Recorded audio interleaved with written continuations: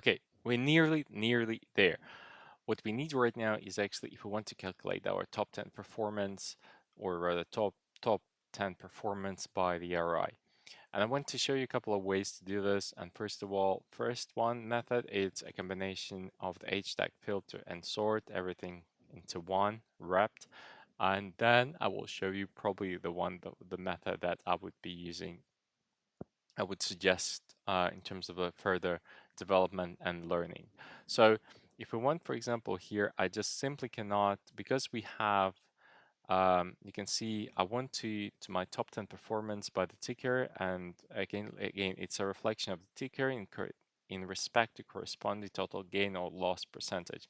There is a, obviously, there are there are ways to do this, and you want to make it more efficient and simplify the process, and at the same time be quite I'd say quite quite easy to do with not many steps to do, because because you don't want to start again copying the call or referencing the columns, which you can do referencing the cell within each column and then applying the filter and sort function. You can actually do this, but what I want right now is that I want actually direct application of the data which I have there.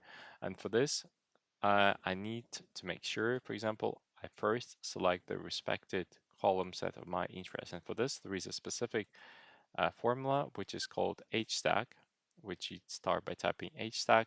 And this is where you're able to select the range. And the range between B and B21 and B, as you can see right now, this is the column of our interest, the first one, and the second one is our gain and loss, which is J21 and J. Close the brackets, press enter.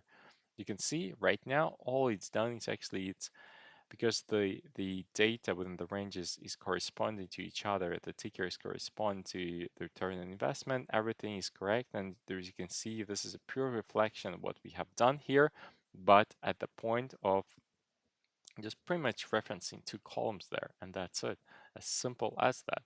So right now, what do we need to do? So the idea behind is that I want actually to apply and I want to wrap this in a filter function. And the filter function, you can see that there is the syntax is there is a range, which is the filter is applied to, and there are conditions. And essentially, what we are saying this when normally when you wrap up such formulas, the first one, the first kind of big or the first formula becomes the range of the second formula, or rather, so HStack, the whole HStack form became the range of the filter function, and then one of the conditions you can see by the syntax, we want to say that, for example, this range here, B21 to B is different to empty. So I want to filter these columns that of these HStack formula that we have, and I want to include all the values from both ends, uh, which are not empty, with cells which contain data that are not empty. So I'll make sure I'll Control C, Control V. Once again, it's different from empty.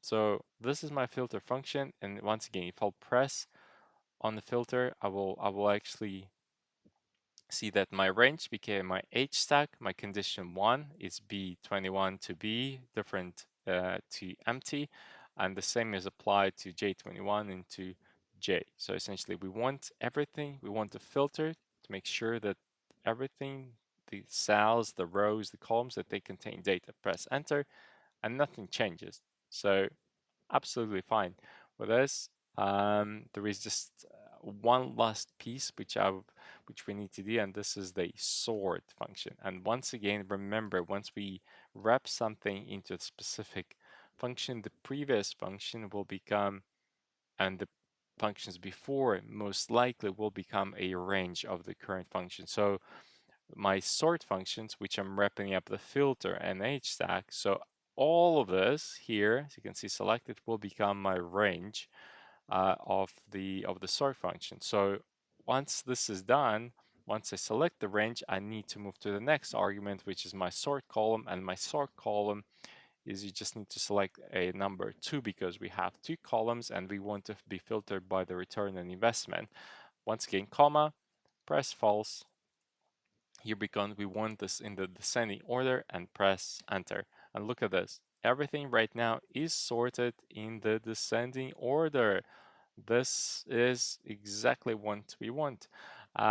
And there is another option, by the way, because we have here highlighted the top 10 performance by the return on investment. It's actually not the sort, it's the sort and function, which is very similar. As you can see, it's the range. But instead of the next part, instead I need this n corresponds to the number of of the number of items to return. Therefore, I want it to be 10. So I'm going to delete this right now. I want this to be 10. And the display time modes, I want to press 0. Sort column will be 2. Ascending false. I hope you're following this. And the easiest way is to follow with the syntax because the range has not changed. It's became our filter in the H stack. The n became our how many items we want to return, 10 here. The display time modes, it's when the for example then when the items to be returned have the same value, so it just purely understand which items to be shown and which items to be shown first. So as you can see, it's the way that the ties are displayed, but most likely you will have 0 for most of them. For this, for the sort column, again, this has not changed. We want to sort it by the return on investment. And finally, whether it's ascending part, no, we don't want this to be ascending. We want to be false in the descending. So press enter, and I really hope it's gonna work. Boom, there you go. Look at this. If I'll select this range here, you can see that we have the count of 10. So that's exactly what we want. So we have now actually covered the sort plus the sort and function. And one more thing that I think I want you to show the other way around this. And this one is a bit more powerful. And what I will do is I will copy this formula here. And I want this for you to have this formula here. And I want this, let me see if I can do something like this. Can I do something like this? Will it appear here if so all I've done, give me a second. So once again, um, I've just kept this formula, the sort and filter and HStack for you here, just for your reference, and that's probably the formula that I would recommend to use, or rather probably use it in this instance, but my recommendation would be to use one of the most powerful functions within the Google Sheets is the query function. So, and the way that the query function works, it really runs, you can see the Visual API query language, and this is why it's so powerful. Now, I know that this should be a completely different section query, and therefore I understand that probably my recommendation would be the sort and filter and HStack, kind of everything wrapped up. But let me show you the way it works, and it's actually quite simple once you know the syntax. So the query, again, we want to select, first of all, we want to select the data, and the data will be the whole range of our stock, kind of our portfolio is our whole range. And this is it, that's the first argument. And then we start the query with the following.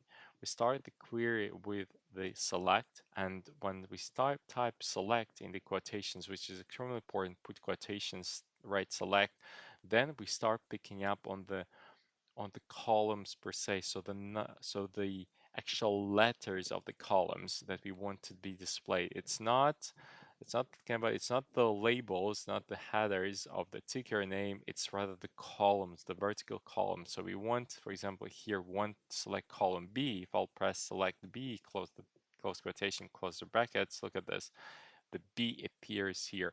If I want to continue, I need to have a comma. And for example, I want to select, for example, right now, total gain, total loss, column J. And there you go, column J. And once again, look at this, just with the one simple, once again, formula. We're just saying that this is our data, select the respective columns, and that's it. But now I think this is where the syntax comes, and I think this is where we need to have a better, more understanding how the query works, and that there are certain, again, syntaxes and conditions where you can actually apply to. again, you can actually go and learn more about the language, and that's probably my recommendation to you. Therefore, I want to show you that the way it will work. So I will type a very simple statement. I want select column B, which is my ticker, and the return on investment, where my return on investment is not null, which means something that we have done in our filter function above, and we want this order by, once again, return on investment descending. Look at this. And that's it. We just typed, we want to select the column B and J, where column J, the values of the column J are not null, and we want to order them, and we want to order by those values in the descending order. When I press enter, look at this. Done automatically. The one last thing is that you can actually have this more specific to 10, which means all we need to do is we need to type here limit our query function to 10, and there you go, 10. Look at this, how powerful it is. So I know that may be a bit too much for you right now, so I'll accept this, but this is one of the most powerful functions in the Google Sheet. So the last piece which I need to is that I can select this range of the 10 securities that we have. I will go and I can insert my chart here. I'm gonna delete this. I don't need this. I don't need this either. Uh, I'm not sure why it picked up. Ah, okay, so it probably picked up because we have the sort 10, but that's not a problem. We can just delete this. And for the chart style, once again, I don't want anything here. I don't want any chart border color. For the setup, by the way, I want this to be a vertical bar chart like this. So we just do something different. I will put it somewhere up here. I'll squeeze it to the range that I want. I can kind of increase in size. I can add actually the color here as well. So I can put the color, autofill color, into this kind of a perfectly nice, kind of a nice blue grayish, but let's maybe keep it at the golden. Okay, boom, there we go. Look at this. Right now, this operates perfectly fine. I think I hope you learned quite a few things here, but this is again, it was an introduction point kind of to the Google Finance and the options that we have, how to build portfolio tracker. Um, so now all we need is actually to dive a bit more specific into Google Finance and build a watch list, our stock watch list. This is going to be exciting as well.